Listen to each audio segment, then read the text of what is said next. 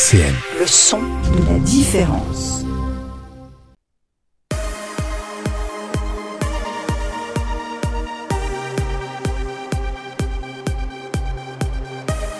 10h, 11h sur RCN, et puis c'est tout avec la communauté de pratique épilepsie Handicap Nord-Est.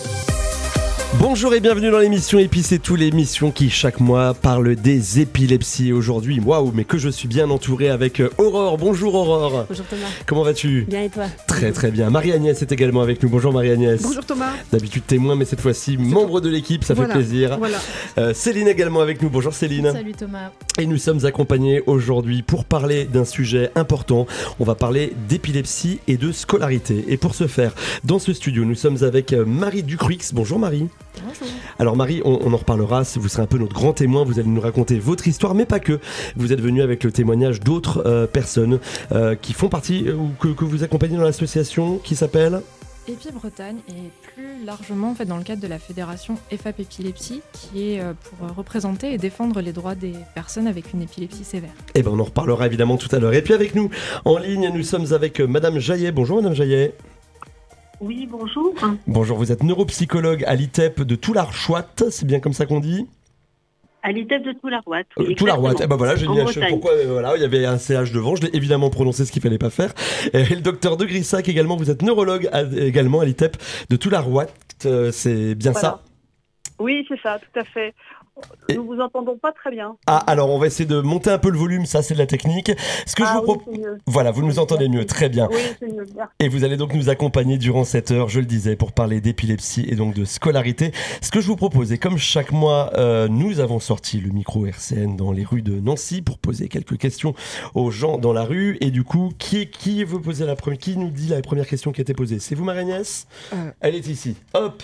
Selon vous, est-ce qu'un enfant épileptique peut réussir à l'école, et sinon pourquoi ? Eh bien on écoute les réponses maintenant. Je pense qu'il part avec des difficultés déjà, c'est sûr. Après, je sais pas comment ça se passe les épilepsies, je sais c'est par des crises. Il peut aller aussi loin parce que c'est des crises alors. Oui, selon comment c'est procédé par l'endroit où il est, jusqu'au niveau maximal. Ouais. Moi je pense qu'il est juste en difficulté par rapport à la non-connaissance des professeurs. Vous souhaiteriez quoi alors ? Qu'on adapte l'école à l'enfant épileptique. Et qu'on renseigne plus sur la maladie et ses traitements. Pourquoi pas, puisque c'est forcément une sorte de, malheureusement, de handicap, mais pourquoi bloquer les gens sur le handicap ? Il faut juger la personne. Je pense qu'il y a des traitements qui régulent les crises et tout ça. Je pense qu'avec un bon traitement, je pense qu'il peut suivre au moins des cours et puis réussir. Après, c'est chaque enfant, hein. Ils ne sont pas tous les mêmes capacités. Après, je ne pense pas que ça diminue les capacités intellectuelles, l'épilepsie. Beaucoup de choses qui sont dites dans ce micro-trottoir. Je vais vous proposer de réagir. Peut-être Marie, pour commencer, dans ce qu'on vient d'entendre. Qu'est-ce qui vous interpelle le plus ou qu'est-ce qui vous marque le plus ? Je dirais que ce qui est beaucoup revenu déjà, c'est la notion de crise qui a l'air d'être assez finalement omniprésente dans le témoignage des gens et qui montre une vision, alors c'est pas du tout pour les critiquer, mais une vision très crisocentrée, si je puis dire, de l'épilepsie. Et c'est finalement cette nécessité d'élargir la vision de la maladie qui nous préoccupe. Peut-être de rappeler et de bien faire comprendre qu'il y a plusieurs formes d'épilepsie et que tout ne va pas tourner qu'autour de la crise ou que la crise n'est pas forcément celle qu'on imagine toujours. Vos réactions peut-être à l'ITEP de Toularchouat, qu'est-ce que vous en avez pensé de ce que vous venez d'entendre ?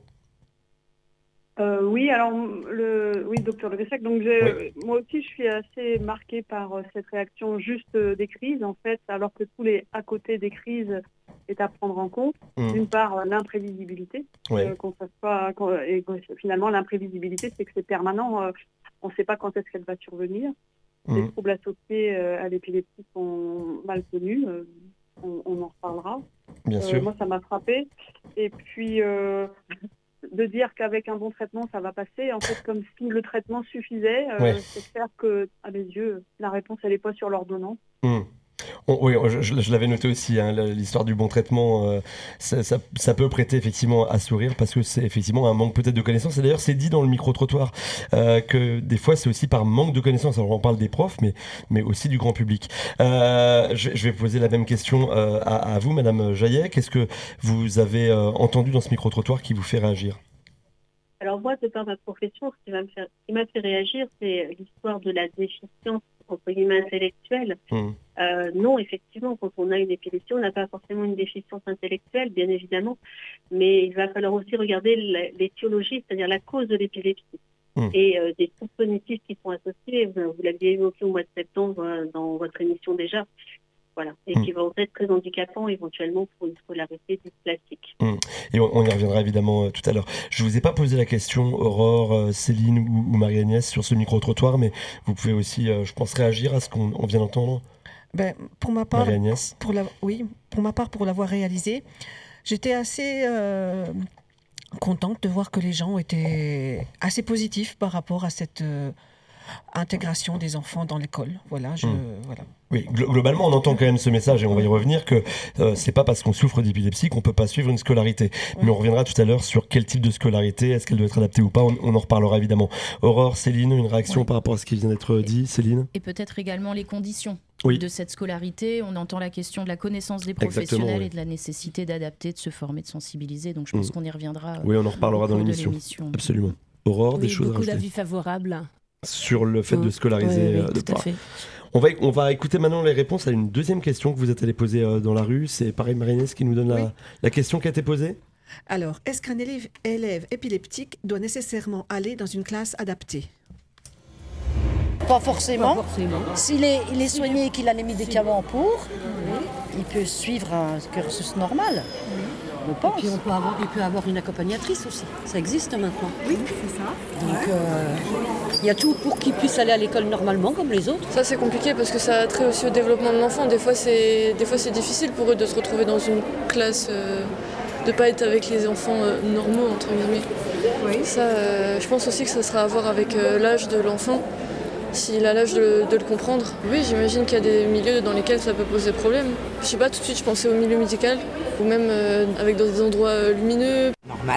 Normal, mais on adapte avec une AESH. D'accord. J'étais enseignante, j'ai eu des enfants épileptiques dans ma classe. Oui. Et ça s'est bien passé ? Oui, là il fallait surveiller. On nous avait tenu au courant en cas de crise et on nous avait dit ce qu'il fallait faire, mais... Ça s'est bien passé, oui. Je ne connais pas de l'intérieur, je ne sais pas quel est son désir. Moi, je serais tentée de dire que c'est mieux qu'il soit mélangé avec d'autres enfants. L'épilepsie, pour moi, c'est des crises, donc c'est pas tout le temps. C'est pas simplement que je pense qu'il faut peut-être plutôt former l'institutrice en cas de crise pour qu'elle fasse les premiers gestes qu'il faut. Bonne question. Je pense qu'il faut voir plus un endroit où il sera plus à l'aise avec peut-être d'autres jeunes qui ont aussi peut-être des petits soucis. Comme ça évitera aussi peut-être le harcèlement par des petits camarades qui ne seront pas forcément à même de comprendre sa position, sa situation personnelle, sa vie de tous les jours. En milieu adapté, parce qu'il faut quand même du personnel qui soit quand même aussi... qui connaissent le souci de la personne, de cet enfant, et puis s'adapter aussi par rapport à l'enseignement. Si j'ai un enfant qui a le même cas, je voudrais bien qu'il soit dans une école, bien dans une classe spécialisée, c'est mieux. Il y a beaucoup de choses là qu'on entend et qui sont dites. On entend parler de l'adaptation du programme et de la façon d'enseigner. On entend parler de l'information. Beaucoup cette notion aussi d'information. Allez, on va refaire un petit tour de table. Je vais commencer cette fois-ci peut-être par Madame Jaillet au téléphone, puis on finira par vous, Marie. Madame Jaillet, réaction sur ce qu'on vient d'entendre ? Oui, effectivement, il y a cette notion de formation des enseignants, mais pas que. Il y a également la notion d'AESH qui a été évoquée. Oui. Et je pense qu'il va falloir qu'on en rediscute vraiment longuement, parce qu'une AESH, c'est bien, mais ça peut aussi ne pas être bien. Donc voilà. Et puis après, il y a un monsieur qui intervenait sur le fait que peut-être d'être avec des enfants partageant la même maladie, ça pouvait être bien aussi. Je pense que c'est aussi une notion qui va être importante à revoir. On va en reparler évidemment. On va donner la parole maintenant au docteur De Grissac. On vous écoute sur ce micro-trottoir. Du coup, votre réaction ? Oui, J'ai été touchée par la personne qui dit « je ne connais pas de l'intérieur son désir ». Je trouve que ça, c'est très intéressant de se dire qu'on pourrait entendre la parole de l'enfant, parce qu'il peut y avoir un écart entre le désir profond de l'enfant et les injonctions de la société, des enseignants ou des parents. Et c'est vraiment d'être sûr qu'on est en phase tous et de se mettre d'accord, mais en tenant compte de la parole du jeune. Oui, parce qu'on entend aussi cette dame qui dit « si ça avait été mes enfants, je crois que j'aurais préféré qu'ils soient en milieu normal avec des enfants normaux ». Ça, on l'a entendu aussi. Marie, votre réaction sur le micro-trottoir? Je pense que, comme vous l'avez dit, il y a beaucoup de choses qui ont été dites. 2 points, je dirais, qui m'ont frappé. Déjà, on retrouve cette question de l'adaptation. Donc, ce qui a l'air de traverser les témoignages qu'on a entendus jusqu'à présent, c'est l'adaptation du milieu ordinaire. Moi, ça me choque pas en fait que les gens disent ça, parce que j'ai envie de dire ça relève du bon sens. Finalement, la personne qui a une épilepsie, est-ce qu'elle sort de la norme? Parce qu'on a entendu parler d'enfants normaux. J'ai envie de vous répondre non, en fait. Donc, on attendrait effectivement que le grand centre, le grand point dont il faut s'occuper, c'est la question de l'adaptation du milieu ordinaire. Tout le monde a l'air d'en convenir, donc on attend que la hiérarchie se saisisse du sujet. La deuxième chose, c'est je voudrais rebondir sur ce qu'a dit Madame Jaillet avec grande justesse. En fait, c'est le témoignage de ce monsieur qui évoque le nerf de la guerre en fait de ces questions d'épilepsie et scolarité, qui est le harcèlement. Effectivement, la question du harcèlement, c'est un vrai sujet. C'est quelque chose qui n'arrive pas d'ailleurs qu'aux enfants avec une épilepsie, qui est multifacette ou multiphase, je ne sais plus comment il faut dire. Multifacette, c'est pas mal. Voilà. Et la réponse que propose ce monsieur, en fait, c'est l'idée que oui, du coup, il faudrait un milieu plus adapté avec d'autres personnes qui auraient, il appelle ça les petits soucis. Ouais, j'ai trouvé ça très, très mignon. Voilà. Très mignon, mais ça implique aussi quand même qu'on justement on sort l'enfant qui souffre d'épilepsie d'un côté enfant normal aussi quand on dit ça. Voilà, exactement. Et donc, c'est là où j'ai envie de rebondir. Je dis, des milieux pour les enfants qui ont, j'ouvre des guillemets, des petits soucis, ça existe déjà. On en parlera peut-être après. Je pense à Toularouat. Mais est-ce que ça ne va pas à l'encontre en fait du projet qui est celui du gouvernement notamment sur ces questions d'école inclusive? Est-ce qu'on peut vraiment mettre en place une école inclusive si l'idée qui infuse en fait chez les gens, c'est de séparer, d'avoir une forme de séparation scolaire entre les personnes qui seraient, je prends les guillemets pour reprendre les termes du micro-trottoir, normales et les personnes qui ont, encore une fois, je cite, des petits soucis. Petits soucis, absolument. On va, je pense, largement revenir dessus pendant l'émission. Céline, Aurore, Marie-Agnès, une réaction à ce qu'on vient d'entendre? Oui, moi, ce qui m'avait marqué un peu, c'était la bienveillance, en fait. Le côté, ce qui compte le plus, c'est le bien-être de l'enfant. Milieu spécialisé ou pas. Ça, c'est important. Marie-Agnès, rapidement. Moi, je trouve que, franchement, il faut d'abord demander à l'enfant. Oui. Ce qu'il veut. Ça rejoint ce que disait il y a quelques instants le docteur de Grissac. Et toi, Céline? J'allais dire pareil. 2 choses qui m'ont marqué. Encore cette vision très médico-centrée en épilepsie. On recourt aux soins. S'il y a les traitements, c'est que ça va. Le docteur de Grissac l'a dit, tout n'est pas sur l'ordonnance. Loin de là, très loin de là. Et on fait référence aux troubles cognitifs, aux troubles des apprentissages, à tout ce qui peut découler de la présence d'une épilepsie. Et puis, comme tout le monde, la question de la construction du parcours. Finalement, peut-être d'abord avec l'enfant et son entourage, plus que d'aller vers une réponse unique et déterminée à l'avance. Allez, on va passer à la dernière question qu'on a posée aux gens dans la rue. Marie-Agnès. Est-ce qu'un enfant épileptique peut participer à la vie scolaire, les sorties, le sport, les voyages, comme un autre? La piscine, je dirais peut-être moins, parce que c'est pas évident. Pas la piscine. Mais les autres, pourquoi pas? Cinéma, ça m'inquiète un peu, parce que j'imagine qu'il doit y avoir des... il y a souvent les films où c'est écrit « Attention, flash lumineux pour les personnes épileptiques ». Après, je sais pas, sport... j'imagine qu'il faut faire plus attention, mais et après, surtout, l'épilepsie, une fois que c'est connu, ça peut être géré un petit peu compliqué, mais ce serait quand même dommage de le restreindre pour ça. Bah oui, parce que c'est des crises, c'est pas tout le temps. Hein. Oui. Bah oui, si on adapte. Oui, si c'est adapté et que s'il est entouré, oui. Je pense que si c'est un traitement qui jugule bien ces crises, ça doit être faisable. Bah oui, c'est un enfant normal. Faut pas faire la différence. Okay. Même pour lui, s'il a cet handicap, soi-disant, mais il va pas se sentir différent par rapport aux autres. Voilà, on entend à nouveau cette notion de crise, de médicaments, ça revient à chaque fois.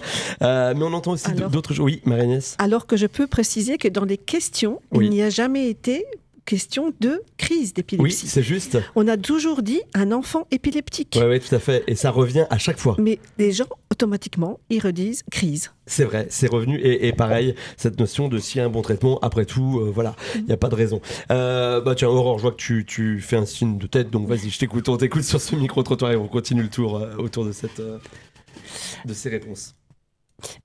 Par rapport... oui, donc effectivement, il y a beaucoup les crises qui sont reprises, effectivement. Et il y a aussi des préjugés, des inquiétudes, je dirais plutôt, sur certaines activités. Il y a une méconnaissance. Là, je voudrais vous faire réagir peut-être Marie ou au téléphone, docteur de Grissac ou Madame Jaillet, mais il y a cette méconnaissance, encore, on entend sur le cinéma par exemple, et on l'avait aussi entendu tout à l'heure, je crois, dans les salles où il y avait de la lumière par exemple. Encore une fois, est-ce qu'on est d'accord qu'il y a aussi à un moment donné ce besoin de faire connaître les spécificités de chaque personne parce qu'on est d'accord qu'il n'y a pas une épilepsie, il y a une épilepsie par patient en fait, chacun est différent. Marie, vous voulez réagir peut-être là-dessus? Alors moi déjà, je voudrais réagir sur la question, parce que ça répond à ce que vous dites d'une certaine manière, sur la diversité des épilepsies. Effectivement, nous, on essaie toujours de mettre épilepsie au pluriel, parce que finalement, chaque personne a son épilepsie, si j'ose dire. Et par exemple, il y a une personne qui a parlé de piscine. Moi, j'ai fait de la natation pendant très longtemps parce que c'était mon sport préféré. Et fallait pas, elle a dit la dame. Oui, voilà, mais bon, j'y peux rien. J'aime beaucoup nager. Oui, bien sûr.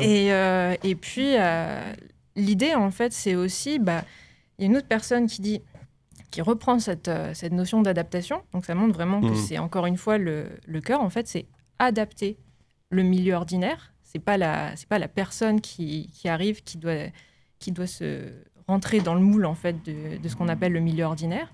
Et encore une fois, là on retrouve une autre intervention très intéressante qui dit c'est un enfant normal en fait, comme les autres. Donc s'il a envie de faire de la piscine, s'il a envie d'aller au cinéma, il va au cinéma, il fait de la piscine avec l'adaptation. Pour reprendre encore une fois ce mot qui s'impose. Vous êtes d'accord avec ça, Madame Jaillet ou docteur de Grissac? Oui, je suis d'accord avec le fait qu'il y a encore des idées reçues dans le grand public sur la photosensibilité qu'on a tendance à attribuer, à coller à tous les patients, alors qu'elle est quand même extrêmement rare et le plus souvent sous traitement parfaitement stabilisé. Donc c'est vrai que ça a créé un mythe autour de tout ça. Le sport, il faut l'encourager. Aujourd'hui, des études scientifiques l'ont indiqué, donc ça améliore la santé. Il n'y a pas...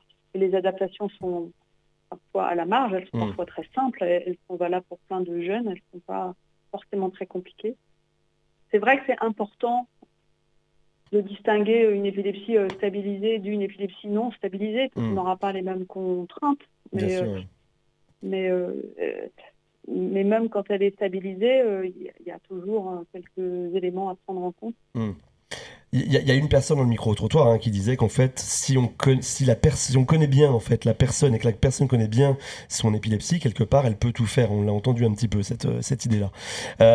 D'autres réactions, peut-être Céline? Oui, moi j'ai noté, on va prendre le positif. La phrase, ça serait quand même dommage de le restreindre juste pour ça. Juste parce qu'il y a la présence d'une épilepsie et peut-être la présence de crises qui vont survenir. Donc pourquoi restreindre? Et je crois que c'est un peu le mot-clé en matière de loisirs, de sport, de vie scolaire. Et c'est vrai qu'on avait déjà fait une émission, on parlait du sport ici, avec notamment des jeunes qui pratiquaient des activités.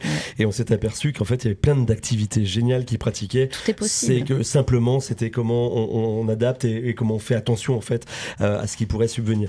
Je vous propose, avant de poursuivre nos échanges, et on va revenir vraiment dans la notion de scolarité, qu'on écoute un titre de Grand Corps Malade. Ça s'appelle Retiens les rêves, et c'est maintenant sur RCN dans Et puis c'est tout. RCN, et puis c'est tout, avec la communauté de pratique épilepsie Handicap Nord-Est. Et ce matin, on aborde un sujet qui finalement est très très large, mais on va essayer déjà de dégrossir un peu ce sujet, quitte à y revenir dans d'autres émissions. Je vais me tourner vers vous, docteur de Grissac et Madame Jaillet. On le disait, vous êtes, alors, docteur de Grissac, vous êtes neurologue à l'ITEP de Toularouat, et puis vous, Madame Jaillet, neuropsychologue. Est-ce que vous pouvez nous expliquer ce que c'est l'ITEP de Toularouat ? Alors, l'ITEP est un établissement qui accueille des enfants et des adolescents pour une scolarité.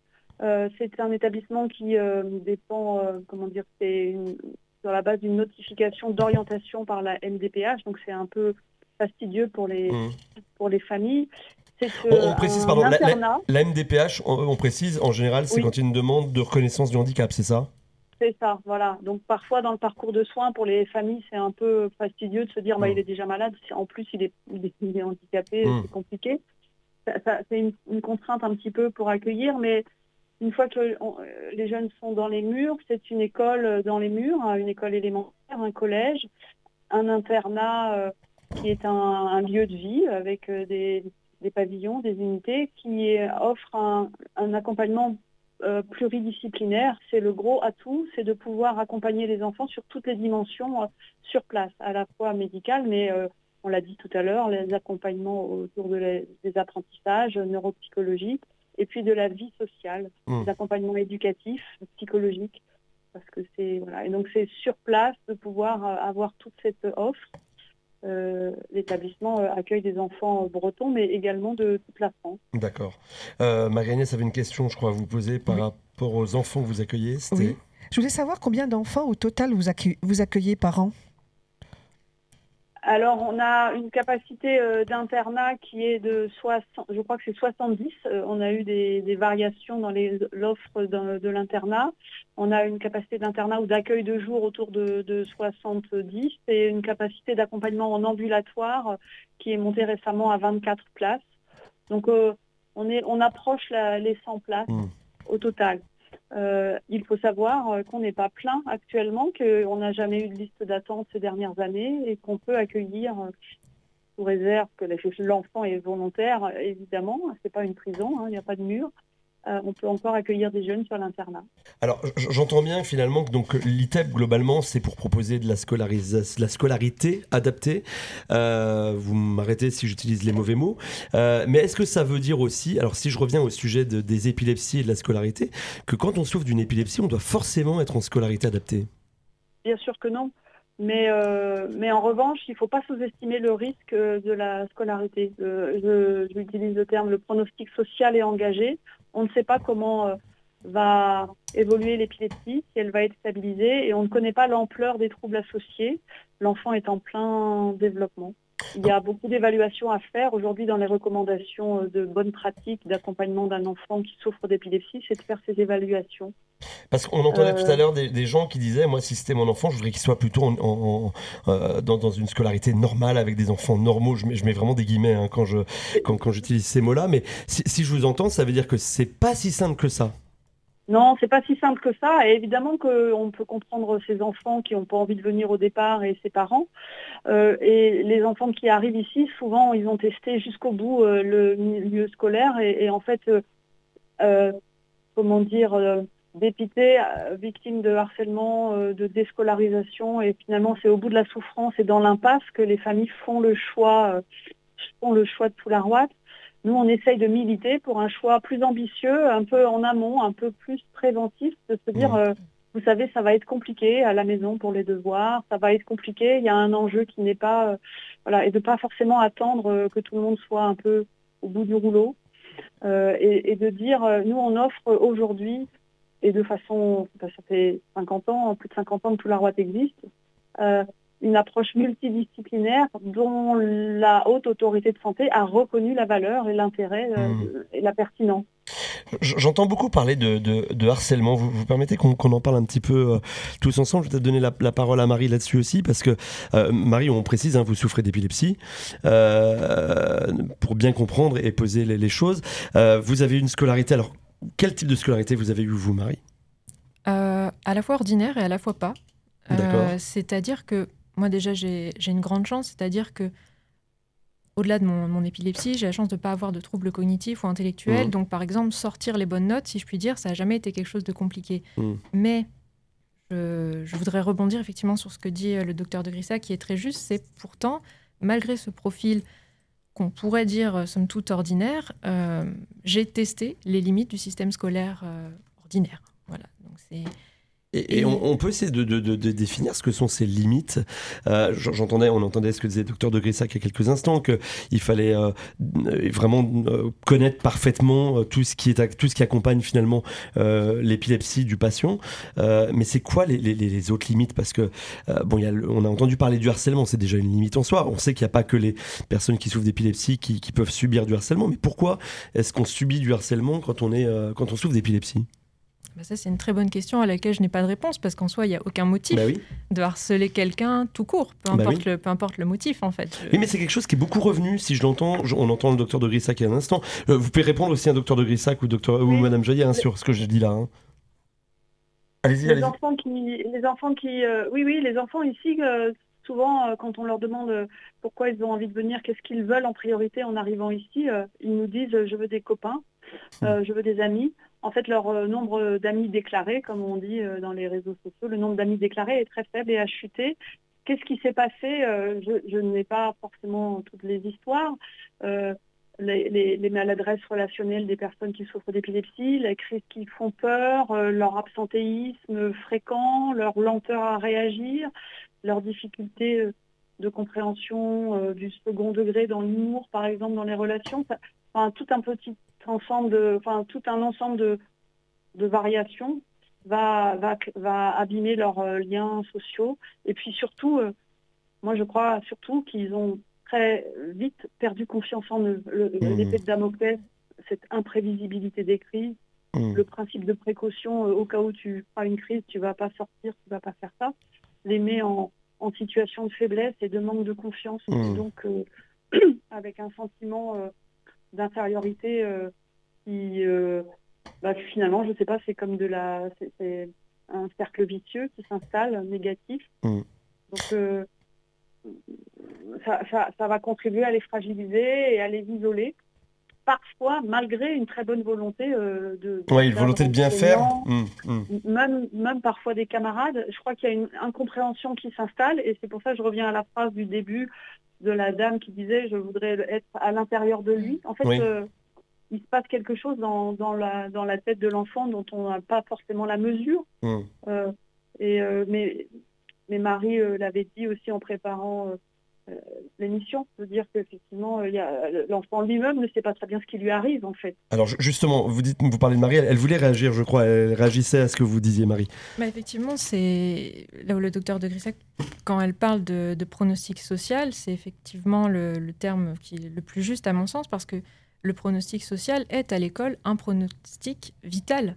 Si vous n'avez pas, en fait, si vous ne sociabilisez pas, vous êtes plus ou moins mort, si je puis dire, dans l'école, et surtout dans des périodes comme le collège qui peuvent être particulièrement violentes.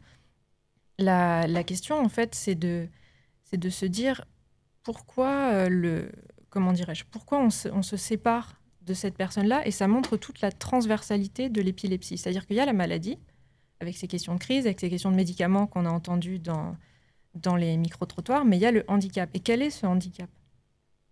Est-ce qu'il est... il peut être de multiples formes, en fait, et notamment sociales. Et nous, on a plein de témoignages qui montrent que finalement, d'un point de vue social, à la fois par les élèves et par les équipes pédagogiques, l'élève est écrasé, l'élève est mis de côté, parce que finalement, être avec cette personne devient un marqueur, comment dirais-je, on ne peut pas fréquenter cette personne, on ne peut pas être autour de cette personne, ça nous rendrait bizarre. Puis cette personne en elle-même, pourquoi elle est là, pourquoi elle n'est pas avec des personnes qui lui ressemblent, entre guillemets. C'est des choses qu'on entend beaucoup dans les sollicitations qui arrivent à l'association, par exemple. Alors, il existe donc la structure de l'ITEP de Toularwatt, j'entends bien, qui sont bien adaptées, mais si je vous entends, vous avez une centaine de places, mais des personnes qui souffrent d'épilepsie, c'est beaucoup plus que ça dans toute la France. Qu'est-ce qu'il faudrait faire pour justement réadapter peut-être l'école ordinaire, ou est-ce qu'il faut recréer des structures? Comment est-ce qu'on fait pour prendre en charge les enfants qui souffrent d'épilepsie dans leur scolarité? allez-y, hein, à tout la droite, n'hésitez pas à réagir. Oui, je pense que tout la droite, il faut le penser comme une étape dans un parcours de soins, un parcours de vie. Et donc, effectivement, l'idée qu'il existe plusieurs types de structures de réadaptation, un peu comme une cure, on viendrait se regonfler. Notre slogan, c'est grandir, s'épanouir et rebondir. C'est-à-dire accompagner l'enfant dans la compréhension de sa maladie, lui donner les clés pour savoir se défendre, améliorer le contrôle de sa maladie parfois, comprendre là où il a les forces et les faiblesses en classe pendant 2 à 3 ans. Et puis il repart dans un circuit plus ordinaire parce qu'il a été outillé et qu'on lui a donné des explications. Je pense que ça pourrait exister dans les 4 coins de France. Juste, pardon, vous permettez, parce que je l'avais pas forcément compris, donc je me dis que nos auditeurs ne l'avaient peut-être pas non plus compris, mais donc vous, finalement, c'est pas un endroit où on met son enfant en scolarité pour toute sa scolarité, c'est un endroit où en fait on accueille l'enfant pendant une période dans laquelle il va vivre une scolarité pour lui apprendre à mieux connaître sa maladie, c'est ça? Tout à fait. Vraiment, tout la droite, c'est un passage. Et un passage pour arriver à devenir acteur en fait de sa vie et de sa vie future. Et c'est vraiment les clés qu'on essaye de donner aux enfants et aux ados qu'on reçoit. Ils n'ont pas vocation à vieillir à Trou-la-Rouette, ils n'ont pas vocation à faire toute leur scolarité à Trou-la-Rouette. C'est vraiment qu'un lieu de passage. Donc en fait, c'est là où moi je vais rebondir sur l'AESH. Oui. Souvent les enfants qui arrivent sur Trou-la-Rouette, ils ont eu ce parcours AESH qui les a des fois accompagnés mais aussi fragilisés. Parce que l'AESH n'est pas aussi formée qu'elle ne devrait l'être, malheureusement, souvent. Et l'AESH fait à la place d'eux. Et du coup, l'enfant perd cette habitude d'être acteur et de sa vie. Et de sa vie scolaire aussi. C'est ça qui paraît très important, c'est vraiment de devenir acteur de sa maladie, en fait. De bien la comprendre, de bien la maîtriser pour en devenir un vrai acteur. C'est vraiment... De sa maladie, mais aussi de sa vie et de sa scolarité. Ouais. Voilà, et c'est vraiment les atouts qu'on essaye de leur donner dans leur parcours scolaire qui sera le leur après Trou-la-Rouette. On insiste vraiment là-dessus avec eux. Très bien. Marie-Agnès, vous aviez une question, une réaction? Non, c'était simplement pour dire qu'au niveau de Nancy, sur la région de l'Est, il y avait le COSE aussi qui permettait, tout comme Trou-la-Rouette, c'est un lieu temporaire d'accueil d'enfants qui leur permet justement d'évaluer leur épilepsie et d'aider les parents à prendre en charge leur enfant avec l'épilepsie et de le réintégrer quand c'est possible, le milieu ordinaire. Comment est-ce qu'on... Alors, on entend un petit peu l'idée du travail que vous réalisez, qui est d'apprendre à être acteur de sa vie avec son épilepsie. Quels sont les outils que vous leur donnez? Comment est-ce qu'on a... Marie, peut-être vous qui l'avez vécu, vous pouvez nous expliquer comment ça vous a fait grandir? On voit aujourd'hui, vous êtes une jeune femme qui est hyper engagée, je vous ai même pas posé des questions sur votre activité professionnelle, mais enfin voilà, vous avez suivi une vie normale, justement. Qu'est-ce que ça vous a apporté, ça, ces 2-3 années de Trou-la-Rouette? Ça m'a permis de vivre cette vie normale dont vous parlez, parce que je pense que sans être passé par Trou-la-Rouette, sans avoir fait ce passage dont parle Madame Jaillet par Trou-la-Rouette, tac, dans le milieu, ça aurait été impossible, parce que le milieu scolaire ordinaire vous faisait tout au moins comprendre que vous êtes un problème, et TAC vous permet de comprendre quelle est votre maladie, quels en sont ses ressorts, et pourquoi vous n'êtes pas vous-même le problème.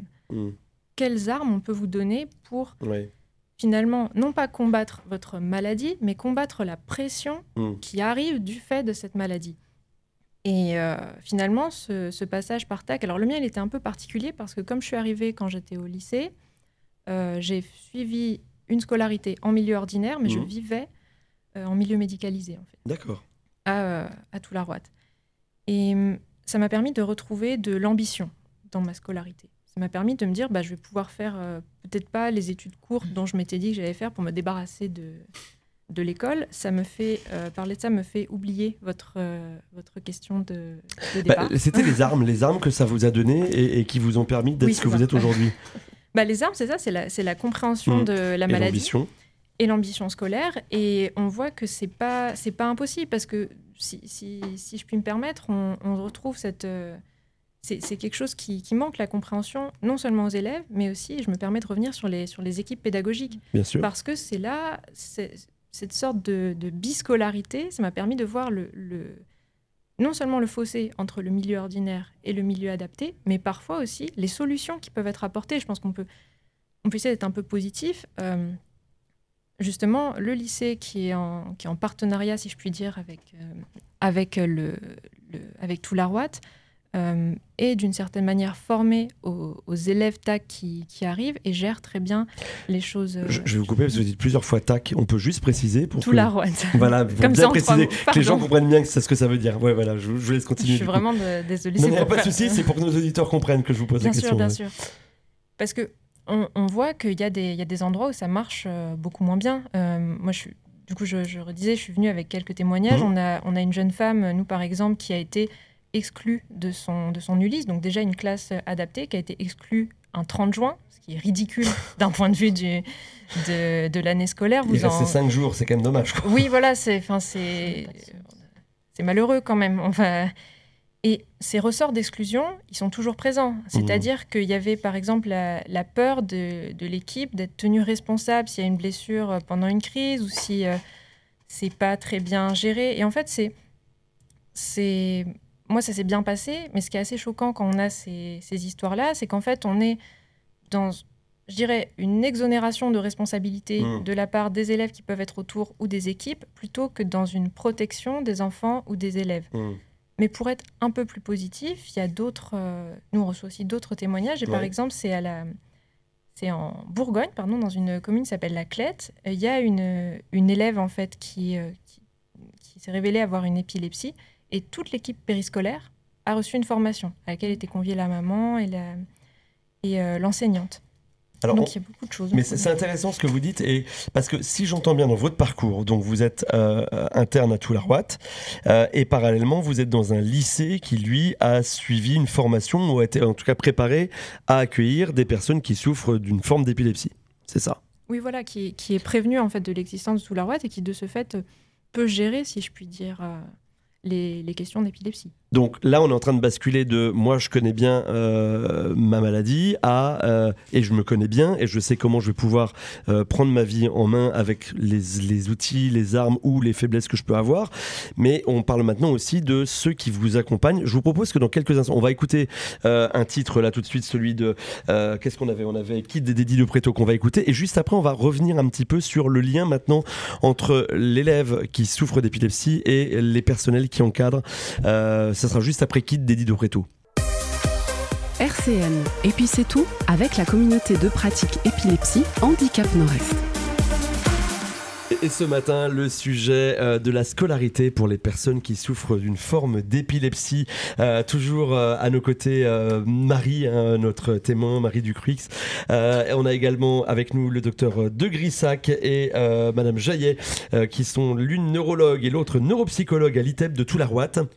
Et il y a quelques instants, on a bien compris l'enjeu d'un passage pour les personnes notamment qui souffrent d'épilepsie à Toullaroite, notamment pour regonfler. Ça, j'aime bien cette idée-là de dire on se regonfle pendant 2-3 ans et on apprend à connaître, à maîtriser les armes, nos forces et nos faiblesses aussi, pour pouvoir ensuite repartir dans une vie normale où quelque part on va apprendre à vivre avec tout ça, quoi.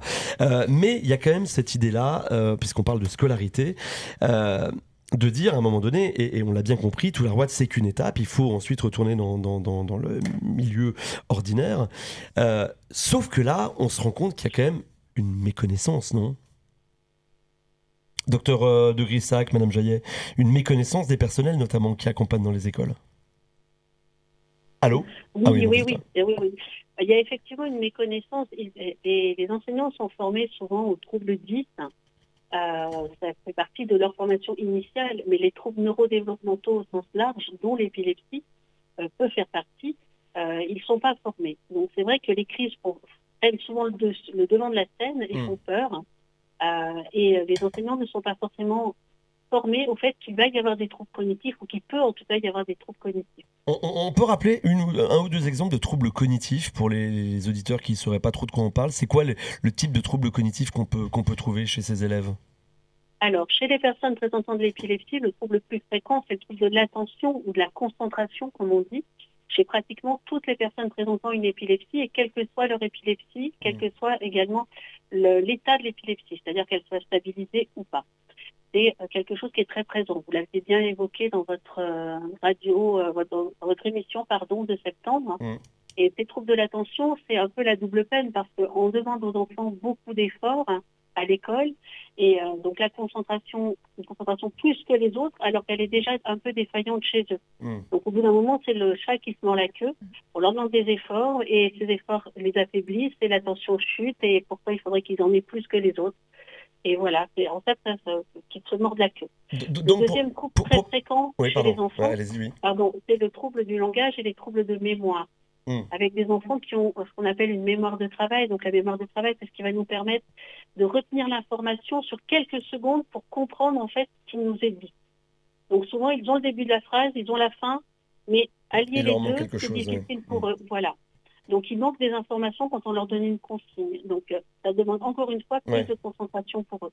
Oui, donc ça c'est les troubles vraiment les plus fréquents chez pratiquement toutes les épilepsies. Oui, donc c'est ça. Donc en fait, ce qu'on entend par là, c'est que finalement, il faut vraiment adapter la façon d'enseigner, notamment aux troubles cognitifs qu'induit l'épilepsie. En fait, c'est ça. C'est ça. Et donc à Toularoide, pour vous nous demandiez les outils sont assez simples. C'est des classes à plus petit effectif dans le collège pour que soulager l'élève avec faciliter sa capacité d'attention. Il y a moins de distractibilité et l'enseignant a plus de disponibilité pour enseigner, pour donner les consignes à l'élève. Les enseignants disent parfois que quand ils ont les 10 élèves dans la classe, ils vont donner 10 fois la consigne en fait. Les enfants ont besoin pour être attentifs qu'on leur donne la consigne en direct.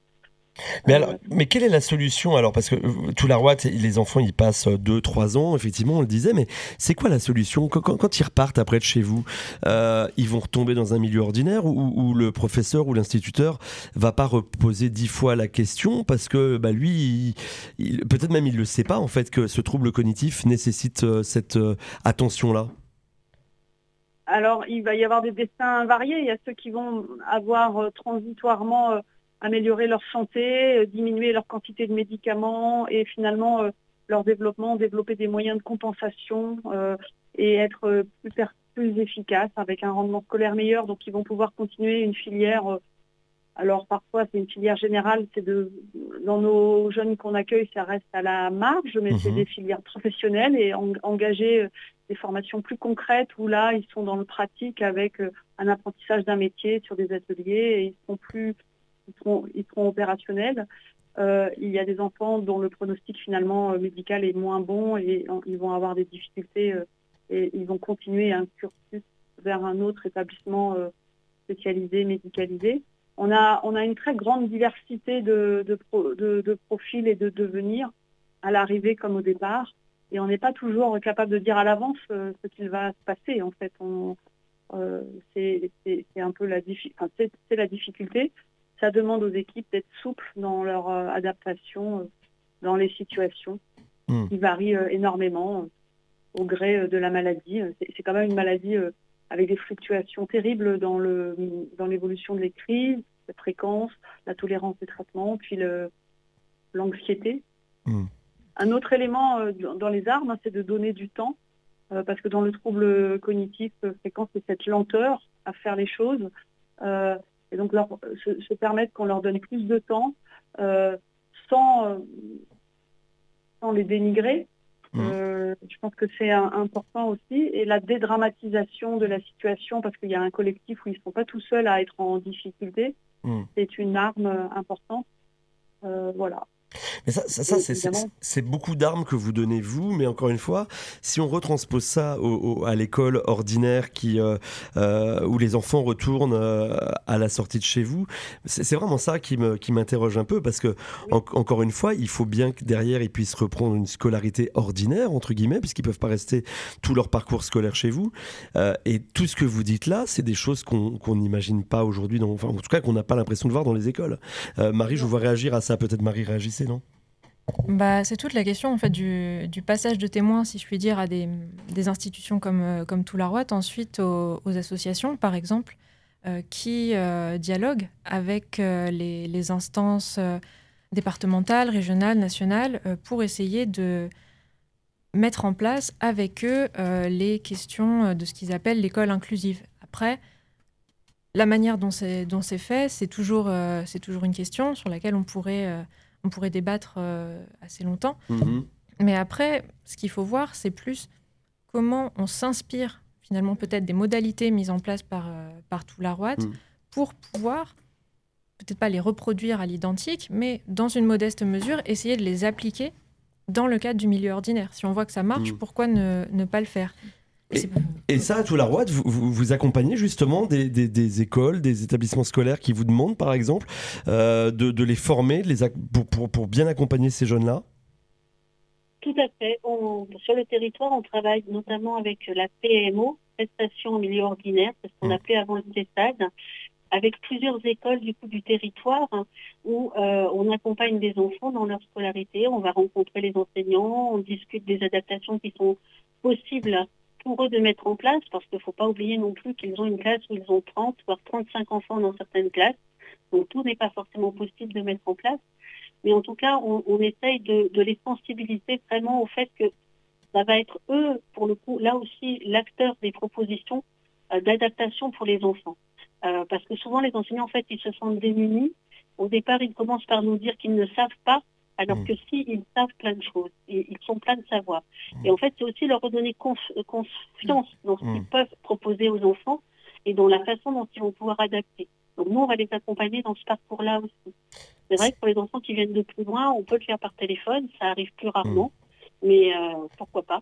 Avec la vidéo qui se met en place, ça pourrait être aussi un des objectifs. Oui, on a entendu votre appel tout à l'heure de développer des structures comme l'ITEP un peu partout en France. Et c'est vrai que pour le coup, on l'entend bien ce matin, c'est extrêmement important. On va déjà mettre fin à cette émission, ça sera passé beaucoup trop vite malheureusement. Mais de rappeler quand même l'enjeu, peut-être le premier enjeu, c'est de rappeler que c'est pas c'est pas une punition de venir à Toularoite ou dans un ITEP ou dans une structure comme la vôtre. Au contraire. C'est une chance. Moi, j'ai un tremplin. Moi, j'ai aimé cette idée de on se regonfle, on apprend à se connaître et on apprend à savoir ce qu'on est en capacité de faire. Ouais. On apprend à savoir que tout est possible. Exactement, que tout est possible en adaptant un petit peu les choses. Et puis, cette notion d'accompagnement que vous faites. Merci beaucoup vraiment à toutes les deux d'avoir participé à cette émission. Je regrette qu'elle se termine déjà parce qu'on aurait eu tellement de choses encore qu'on aurait voulu aborder. Mais je suis sûr qu'on refera une émission et qu'on aura le plaisir de vous avoir à nouveau en ligne. Merci à vous, Madame Jaillet. Je rappelle que vous êtes neuropsychologue à l'ITEP de Toularoite, donc en Bretagne. Madame Docteur de Grissac, vous êtes neurologue. Merci aussi beaucoup, Marie, d'être venue dans l'émission. Pareil, j'aurais aimé avoir encore plus de temps pour échanger avec vous, mais vous reviendrez. Ah oui. Promis, vous reviendrez avec grand plaisir. Céline, Aurore, à la fin de l'émission, on aime bien vous donner quelques informations supplémentaires, en tout cas des liens que vous pouvez aller suivre pour avoir plus d'informations. Qui veut nous en parler, Aurore? Oui, Céline, Aurore? On va avoir notamment par le centre spécialisé Phare un Padlet sur le sujet avec des guides, conseils, ouvrages de référence. Il y a des vidéos à découvrir également. Le site de Toularoite également aussi. Le livre blanc de l'épilepsie avec tout un chapitre qui est consacré à la scolarité. Et on aura tout ça en ligne. Et on va vous mettre toutes ces références sur la vidéo. Et on ajoutera, comme l'a dit Marie-Agnès, l'équipe du Centre d'observation et de cure pour enfants épileptiques associée à l'établissement régional d'enseignement adapté sur le site de Flavigny-sur-Moselle pour les Lorrains, Champardonnais, en tout cas ceux de la région. Et nous reparlerons, c'est sûr, épilepsie et scolarité dans cette émission. C'était passionnant. Merci à toutes et tous. Et la semaine prochaine, le mois prochain, épilepsie et santé mentale, comment l'épilepsie peut générer des questions de santé mentale et vice-versa. Voilà, on aura une émission spécifique là-dessus le mois prochain. Toujours un bonheur de vous avoir dans ce studio. Marie, on a hâte de vous revoir très vite. Et encore merci donc à Madame Jaillet et au docteur de Grissac. On se retrouve donc dans un mois pour une prochaine émission. D'ici là, belle journée à tous et à bientôt. RCN, www.rcn-radio.org